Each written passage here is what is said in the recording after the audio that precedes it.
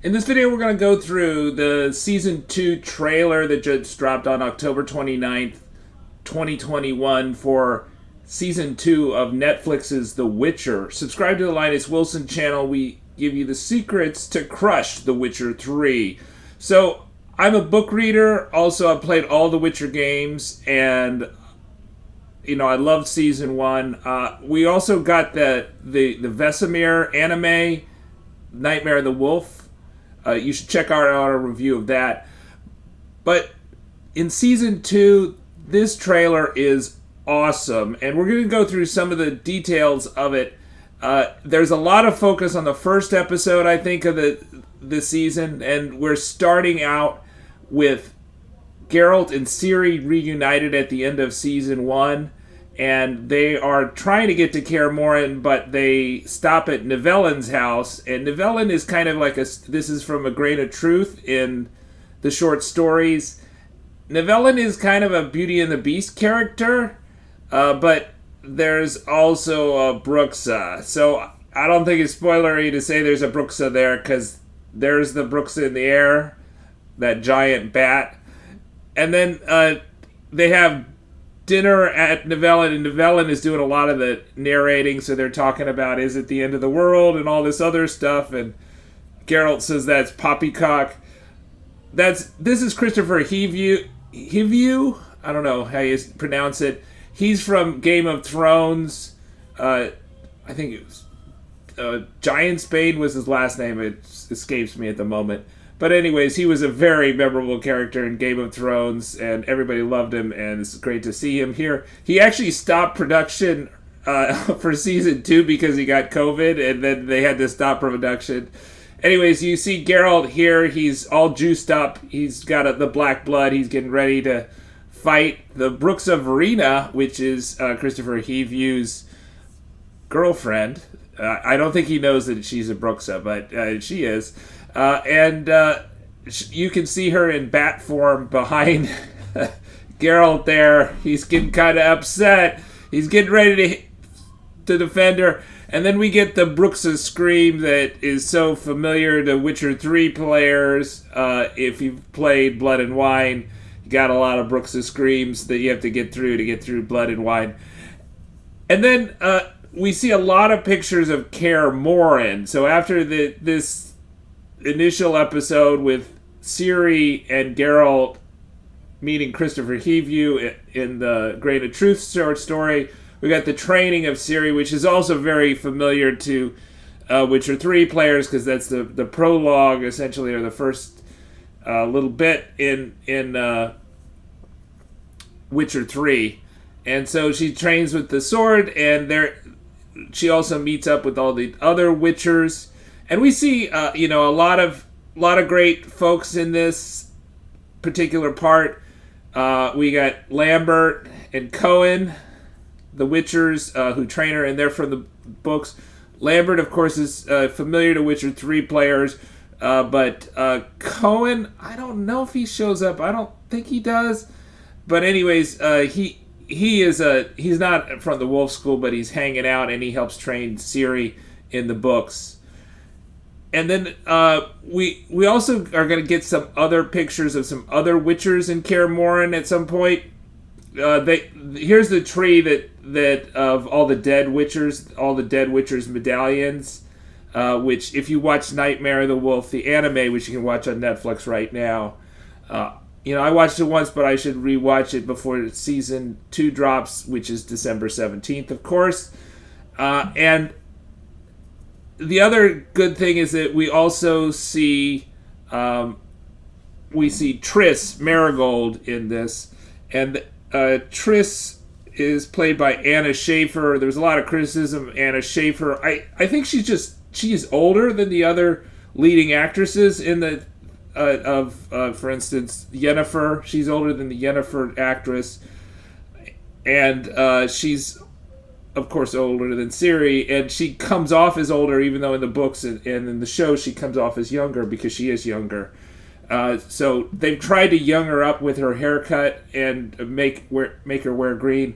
I suspect this Leshen encounter is probably going to either on the way to Kaer Morhen or as they're leaving Kaer Morhen after Triss says that, Ciri's elder blood powers are just too much for her.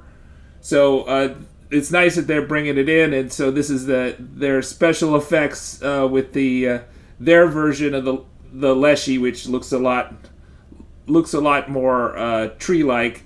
And then Mayanna Buring, who's Tissaia de Vries, who is also the voice of the Duchess in The Witcher 3 in Blood and Wine. But she did a very good job in season 1, and she's kind of like the mother mentor figure for Yennefer in this. And so at the end of season 2, we think they make you try to think that Yennefer is dead, but we of course know that she's got to be alive. She's actually captured by the elves in this show.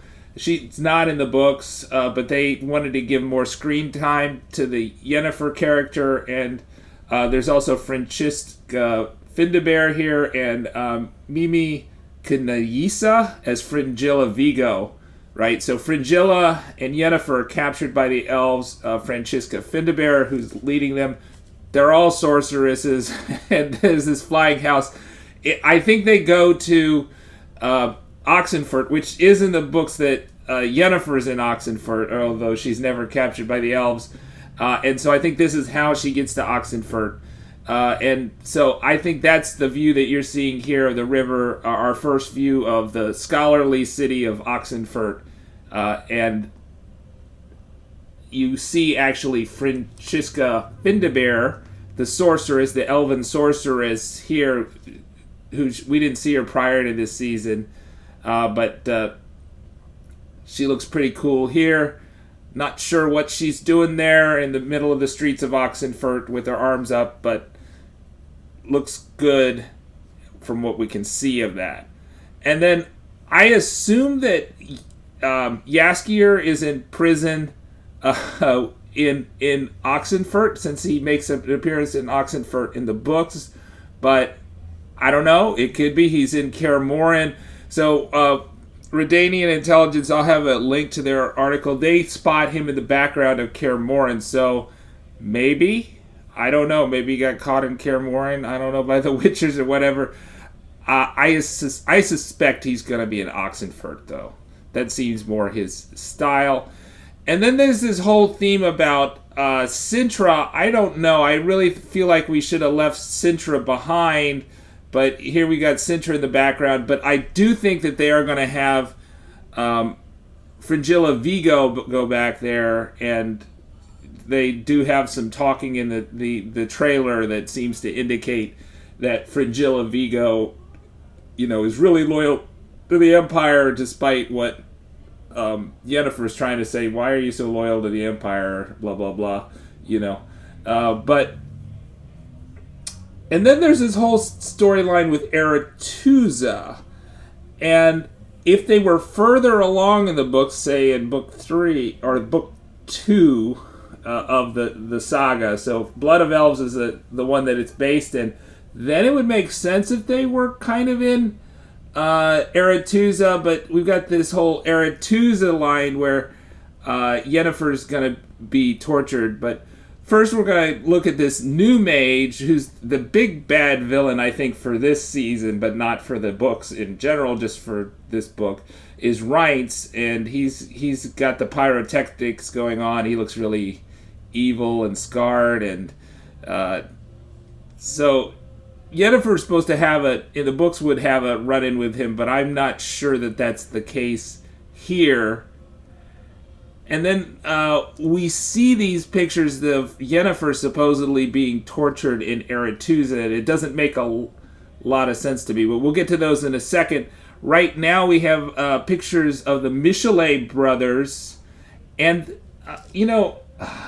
Redanian Intelligence identifies this as the temple of, this is like Melitiles, this is Nenneke's place. So Nenneke is speaking, and she's saying how you can't train Ciri because she's like too powerful. You need somebody else to train her in magic, right? Which would be Yennefer, which we're taking her to Yennefer.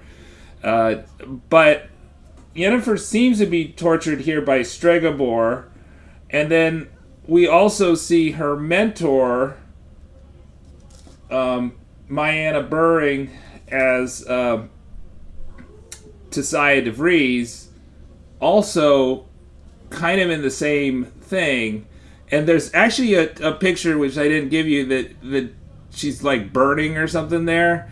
So I don't know, maybe they're healing her. I think they may be just trying to fool with us here. But this could be kind of really late in the season, too. I just don't know. This could be like towards the very, very end of the season, but you wouldn't think that they would show you that. So there's a big question, do they go beyond Blood of Elves in this season? If they do, there could be some fireworks. And then this is the big payoff. Finally, Yennefer and Ciri are together, and Yennefer gets to train Ciri. We don't know how long this lasts, if this is the very end or what. There's a lot of uncertainty. I think we know exactly what's going to happen in episode 1 based on the trailer, but not so much other places. Subscribe to the Linus Wilson channel. We give you the secrets to crush The Witcher 3.